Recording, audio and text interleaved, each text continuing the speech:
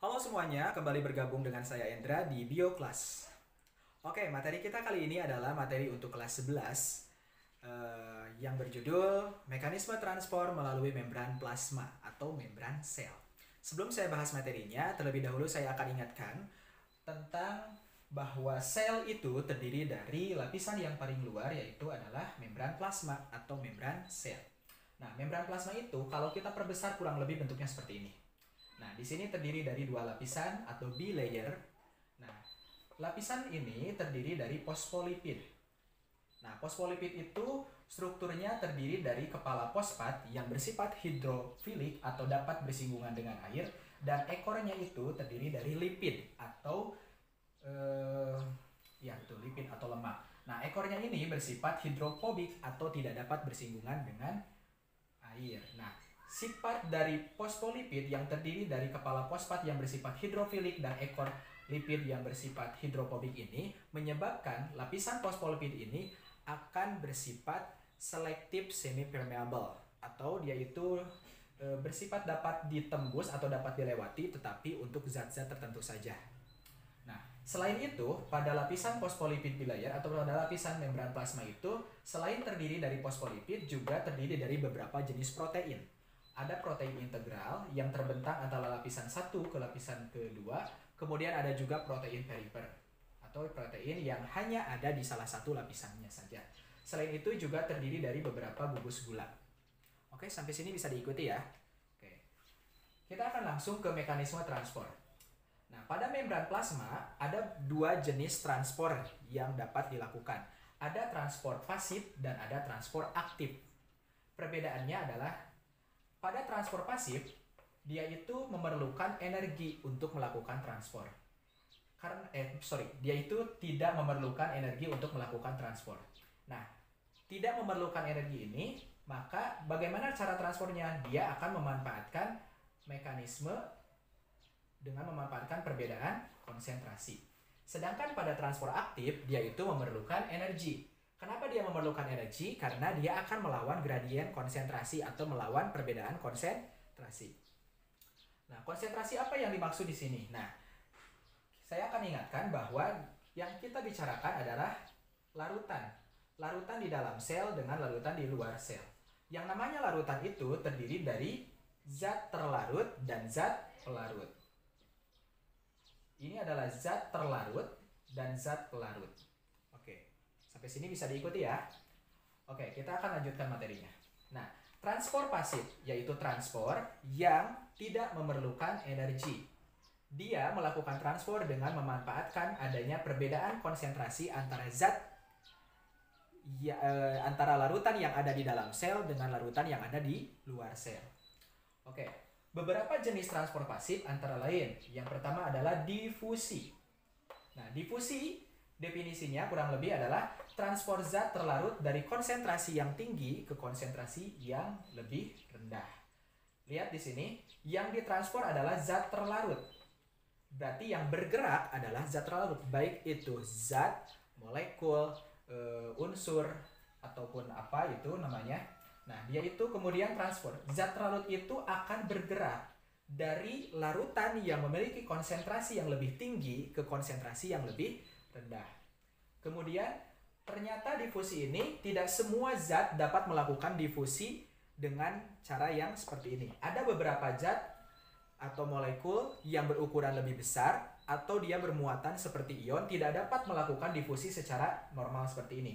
Maka diperlukan adanya fasilitator untuk mempermudah proses difusi. Nah, fasilitatornya itu bisa berupa saluran protein. Nah, biasanya kalau berupa saluran protein, itu yang berperan adalah protein integral. Atau bisa juga berupa protein transport. Protein transport itu bisa protein perifer atau protein lainnya, tapi dia itu bersifat spesifik. Artinya, dia hanya mau mentransfer atau memindahkan molekul tertentu saja. Misalkan hanya untuk gula saja, hanya untuk polisakarida saja, tidak untuk yang lain. Hanya untuk misalkan untuk lemak saja, tidak untuk yang lain. Nah, itu bersifat spesifik. Jadi ada dua cara, baik itu oleh saluran protein berupa protein integral atau oleh protein transport yang bersifat spesifik. Sampai sini bisa diikuti? Oke, thank you. Selanjutnya adalah osmosis. Yang kedua adalah proses osmosis. Osmosis adalah, lihat, transfer molekul pelarut. Transfer molekul pelarut dari konsentrasi rendah ke konsentrasi yang lebih tinggi. Di sini kita lihat pusat perhatiannya adalah molekul pelarut. Yang membedakan antara osmosis dengan difusi adalah kalau pada difusi yang bergerak adalah zat terlarutnya. Sedangkan pada osmosis yang bergerak adalah molekul pelarutnya. Nah, kemudian arah pergerakannya juga berbeda. Arahnya adalah dari konsentrasi yang lebih rendah ke konsentrasi yang lebih tinggi. Supaya bisa lebih dimengerti, saya akan visualkan dengan gambar. Kayak gini. Lihat, di sini ada satu bejana. Bejana ini kemudian diisi oleh zat pelarut berupa air. Kemudian di sini juga diisi dengan zat terlarut. Kita pisahkan menjadi dua kolom oleh lapisan semi-permeable, seperti halnya membran plasma. Nah, di sini zat terlarutnya terpisah menjadi dua. Ada kolom kiri dan kolom kanan. Kolom kiri, zat terlarutnya itu berjumlah 4, sedangkan kolom kanan berjumlah 2. Nah, kemudian keadaan berikutnya adalah terjadi pergerakan. Apa yang bergerak? Ternyata yang bergerak adalah zat terlarutnya dari kolom kiri ke kolom yang kanan. Di mana tadinya adalah 4 dan di kanan 2 menjadi 3. Nah, di sini terjadi pergerakan molekul zat terlarut. Berarti ini adalah peristiwa difusi. Ini enggak ada. Berarti ini adalah peristiwa difusi. Karena terjadi pergerakan molekul zat terlarut dari konsentrasi yang lebih tinggi ke konsentrasi yang lebih rendah. Di sini di kanan tadinya konsentrasinya lebih tinggi karena terdapat 4 molekul zat terlarut, sedangkan di kanan terdapat 2 molekul zat terlarut, sehingga terjadi pergerakan molekul terlarut. Ini difusi. Sedangkan pada osmosis, kita lihat di sini. Pada osmosis, sama halnya dengan tadi, bejana ini dipisahkan oleh zat permeable. Di sini terjadi perbedaan konsentrasi, di mana kolom kiri konsentrasinya lebih tinggi daripada kolom kanan, karena memiliki 3 zat terlarut di kolom kiri, sedangkan di kolom kanan ada 2 zat terlarut. Nah, tetapi di sini ternyata terjadi perbedaan, yaitu dari pergerakannya.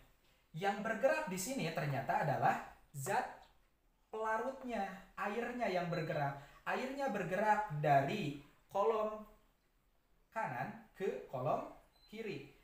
Mengapa demikian? Berarti bergerak dari konsentrasi yang lebih rendah ke konsentrasi yang lebih tinggi. Karena yang bergerak airnya hingga mencapai titik kesetimbangan. Meskipun ini terjadi perbedaan ketinggian cairan, tetapi tetap ini akan menjadi setimbang. Kenapa? Ini lebih rendah tetapi untuk 2 molekul. Ini lebih tinggi untuk 3 molekul.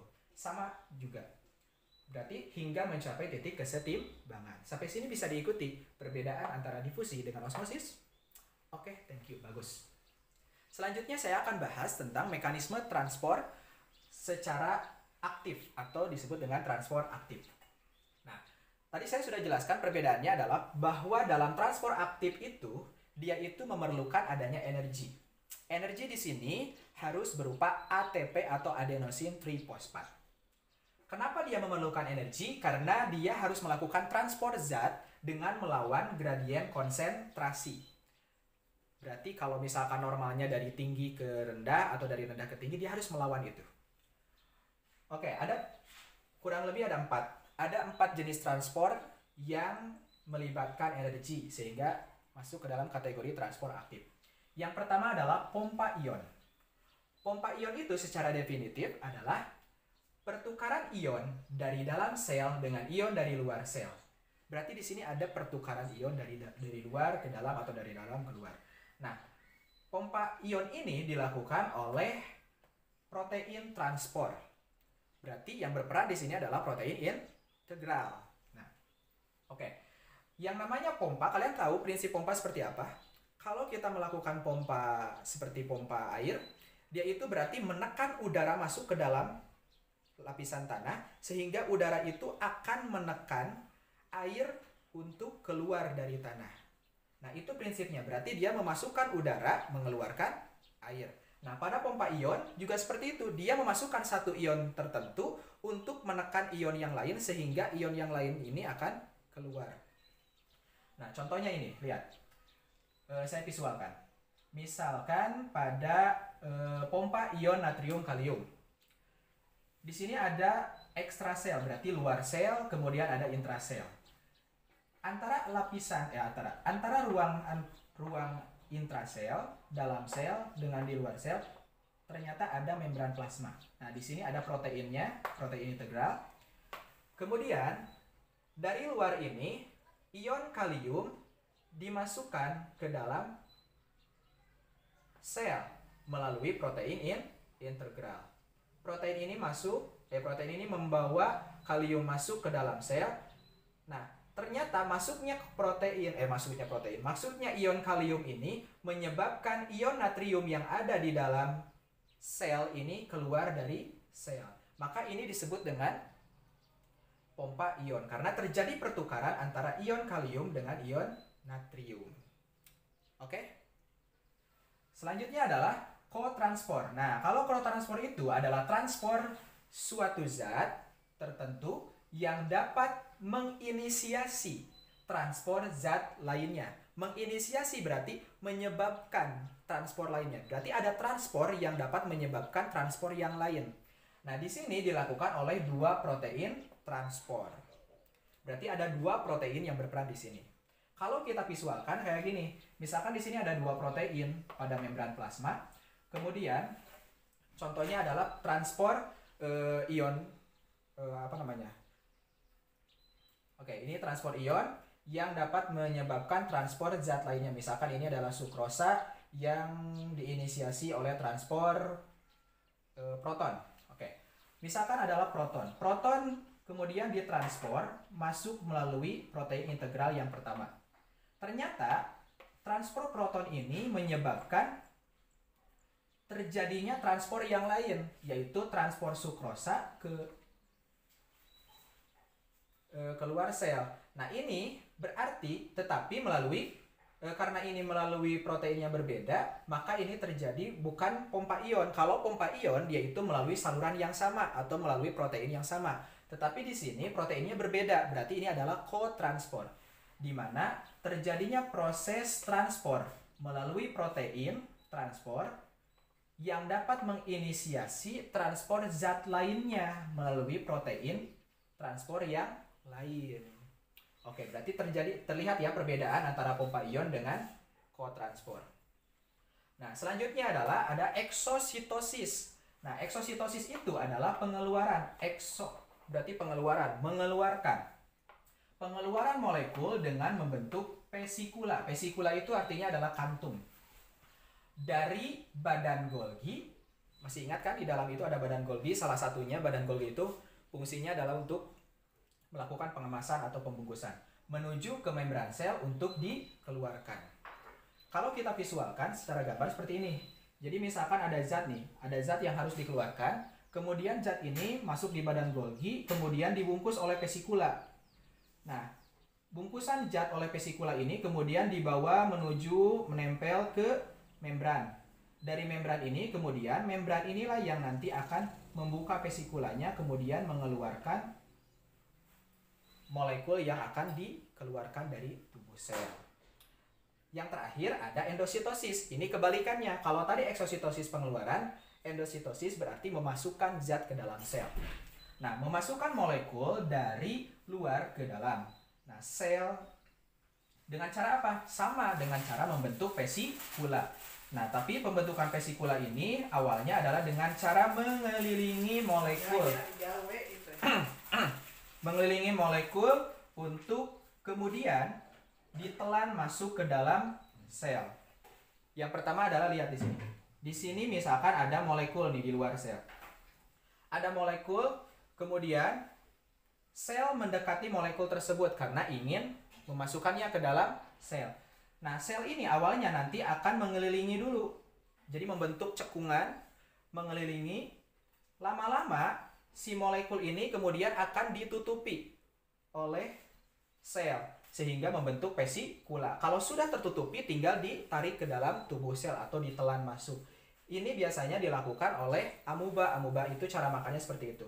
Jadi dia mengelilingi dulu, kemudian ditelan masuk ke dalam sel, baru kemudian dicerna.